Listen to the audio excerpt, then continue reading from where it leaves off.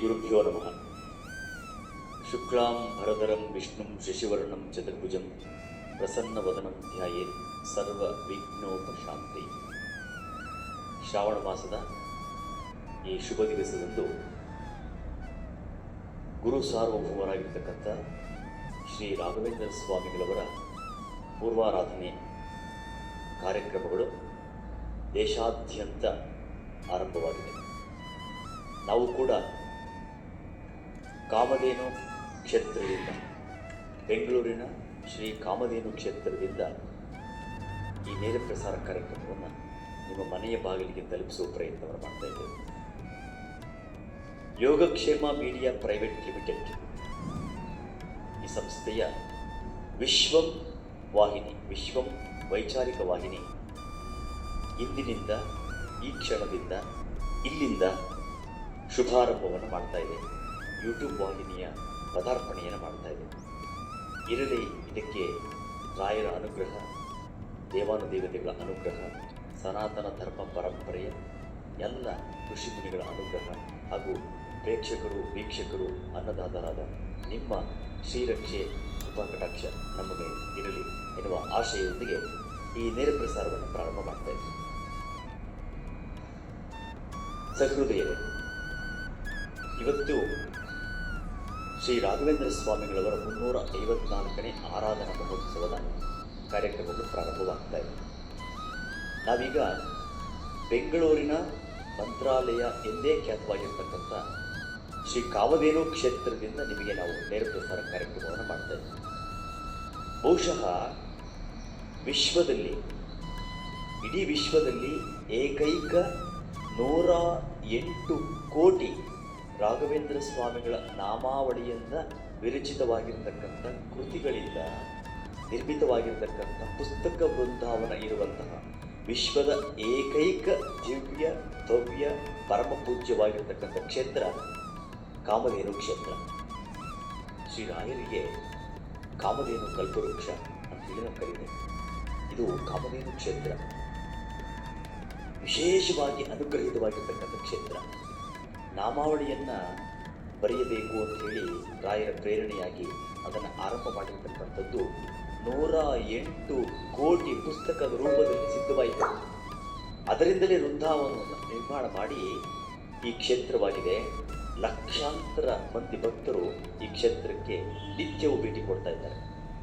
ಇವತ್ತು ಪೂರ್ವಾರಾಧನೆ ವಿಶೇಷವಾದ ಕಾರ್ಯಕ್ರಮಗಳನ್ನು ಇಲ್ಲಿ ಆಯೋಜನೆ ಮಾಡಲಾಗಿದೆ. ಅಭಿಷೇಕಗಳು ನಡೆಯುತ್ತೆ, ಉತ್ಸವಗಳು ನಡೆಯುತ್ತೆ. ನಾಳೆ ಮಧ್ಯಾರಾಧನೆ, ಉತ್ತರಾರಾಧನೆ, ವಿಶೇಷವಾಗಿರ್ತಕ್ಕಂಥ ಕ್ಷೇತ್ರಗಳು ನಮ್ಮ ಎಲ್ಲ ಅಭೀಷ್ಟಗಳನ್ನು ನೆರವೇರಿಸುವಂತಹ ಪ್ರಯತ್ನದ ಒಂದು ದಿವ್ಯ ಕ್ಷೇತ್ರವಾಗಿ ಬೆಂಗಳೂರಿನ ಮಂತ್ರಾಲಯ ಅಂತ ಹೇಳಿ ಪ್ರಖ್ಯಾತವಾಗಿರ್ತಕ್ಕಂಥ ಕಾಮಧೇನು ಕ್ಷೇತ್ರದಿಂದ ನೇರ ಪ್ರಸಾರವನ್ನು ಮಾಡ್ತಾ ಇದ್ದೀವಿ.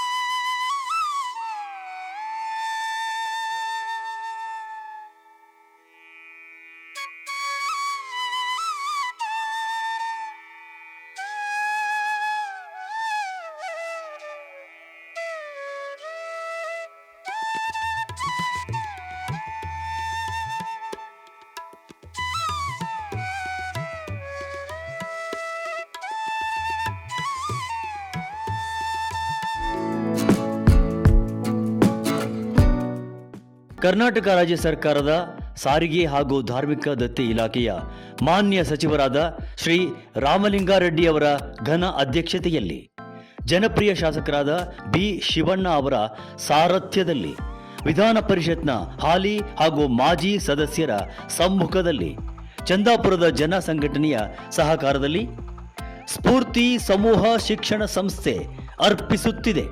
ಯುವ ಗ್ರೂಪ್ ಸಹಯೋಗದಲ್ಲಿ ಯೋಗಕ್ಷೇಮ ಮೀಡಿಯಾ ಪ್ರೈವೇಟ್ ಲಿಮಿಟೆಡ್ ರವರ ವಿಶ್ವಂ ಟಿವಿ ಆಯೋಜಿಸಿದೆ ಮಧ್ಯರಾತ್ರಿ ಸ್ವಾತಂತ್ರ್ಯ.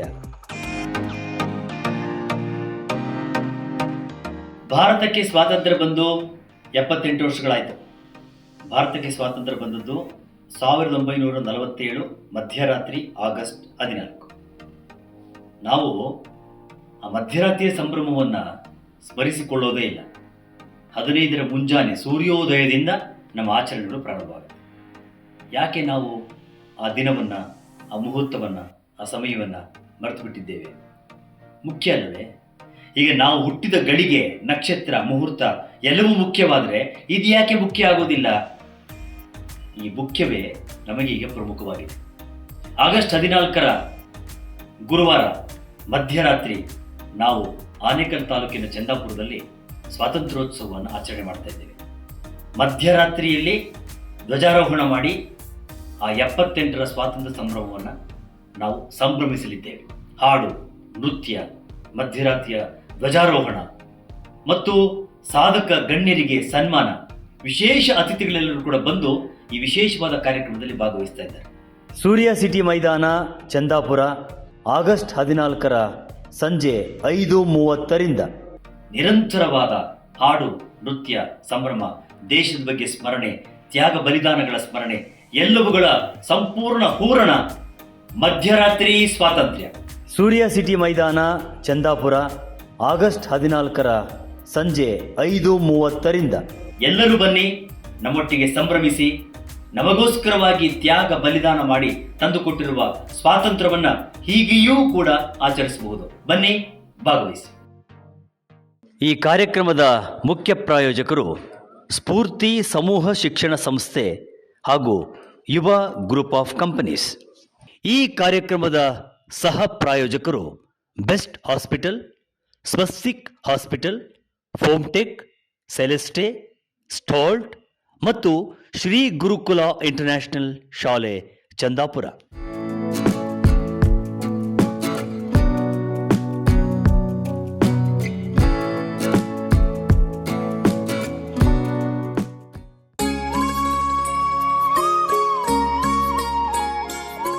ಹಲವು ಆಧ್ಯಾತ್ಮಿಕ ವಿಸ್ಮಯಗಳಿಗೆ ಸಾಕ್ಷಿಯಾಗಿರುವ ದಿವ್ಯ ಕ್ಷೇತ್ರ ಹೊನ್ನವ ಮಂತ್ರಾಲಯ ಮಂದಿರ ಸುಕ್ಷೇತ್ರ.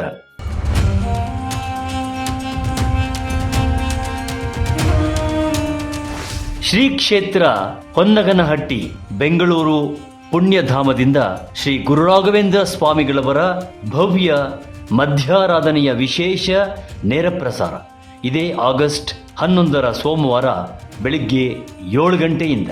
ತಪ್ಪದೆ ವೀಕ್ಷಿಸಿ ನಿಮ್ಮ ವಿಶ್ವಂ ಯೂಟ್ಯೂಬ್ ವಾಹಿನಿಯಲ್ಲಿ.